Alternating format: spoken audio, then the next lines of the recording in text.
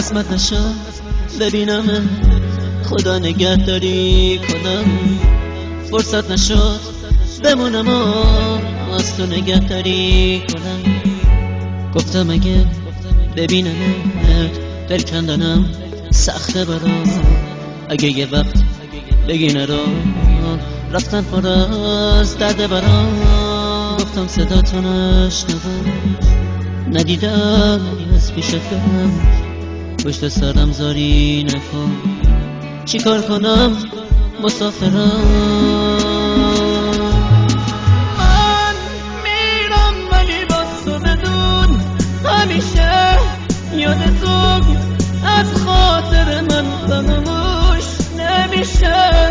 گل من خوب میدونی بی تو تک و تنهام عزیزم، اگه تو نباشی میمیرم.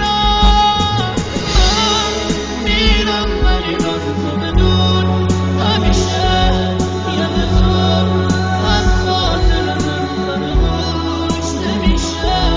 گل من خوب میدونی بی تو تک و تنهام عزیزم، اگه تو نباشی میمیرم.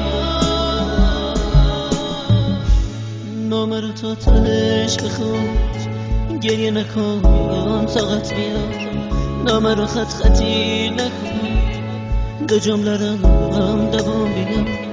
باور نکن یه بی وفا نامه میذارم و میرم، نه قسمت زندگی اینه به کی بگم مسافرم.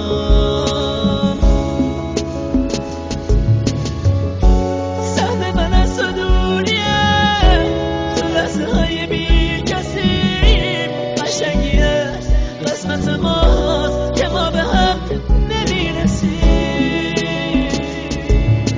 من میرم ولی با تو بدون همیشه یادتون از خاطر من فراموش نمیشه. گل من خوب میدونی بی تو تک و تنهام عزیزم، اگه تو نباشی میمیرم.